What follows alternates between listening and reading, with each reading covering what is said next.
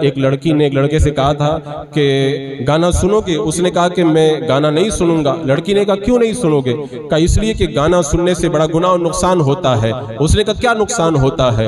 تو لڑکے نے کہا کہ میں اسلام کے مطابق بتاؤں یا پھر گوری چمڑی والے انگریزوں کی بات تم کو بتاؤں؟ اس نے کہا کہ مولویوں والی باتیں مت کرو، مولویوں نے یہی تو بتایا ہے نا کہ کان کے اندر سیسا پگھلا کے ڈالا جائے گا، تم وہ باتیں میرے سامنے مت کرو۔ تو اس لڑکے نے کہا کہ ایک انگریز پروفیسر نے اس بات کو لکھا ہے کہ جو گانا سنتا ہے تو خیالی دنیا میں چلا جاتا ہے جس سے اس کا میموری پاور کم ہو جاتا ہے۔ ایک دوسرے بہت بڑے سائنسدان نے لکھا ہے کہ گانا سننے سے انسان کے دماغ پر بہت برا اثر پڑتا ہے۔ وہ ایک ایک کر کے انگریزوں اور سائنسدانوں کی باتیں بتاتا چلا گیا، آخر میں ایک کتاب کا نام بتایا۔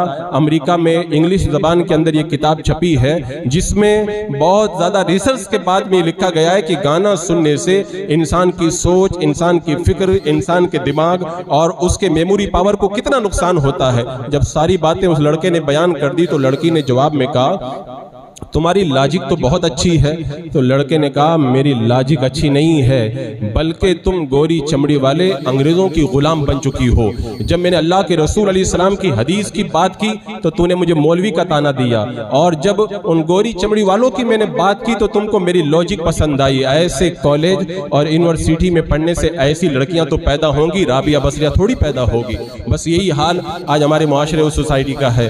تقریر کر دو، انہیں حدیث سنا دو، قرآن کی آیت بتا دو، ایسا لگتا ہے یہ صرف مولویوں کی باتیں ہیں، اور انہیں جب کسی ڈاکٹر کی بات بتاؤ، انہیں کسی پروفیسر کی بات بتاؤ، کسی سائنسداں کی بات بتاؤ تو کہتے ہیں بڑی اچھی لوجک ہے، یہ تو بڑی پتے کی بات بتائی ہے۔ جس قوم کا یہ حال ہو چکا ہو، رسول اللہ صلی اللہ تعالیٰ علیہ وسلم کی بات کے اندر انہیں کچھ لوجک نظر نہیں آتی، اور انہیں اپنے ان گوری چمڑے والے انگریزوں کی ذہنی غلامی اتنی پسند ہے، وہ جو بات کہیں دل و جان سے قبول کرتے ہوئے نظر آتے ہیں۔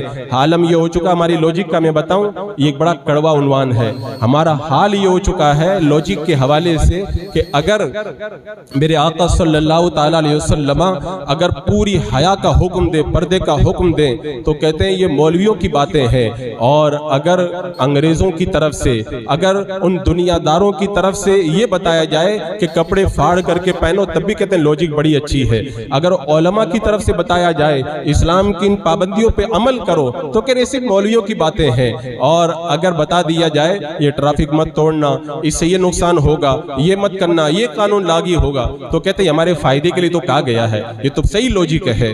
تو دنیا والوں کی لوجک ہمیں سمجھ میں آئے اور رسول اللہ صلی اللہ علیہ وسلم کے قانون کی نظر ہماری نظر میں اہمیت نہ رہ جائے تو اس کے بعد میں پھر عذاب نہیں آئے گا تو کیا آئے گا۔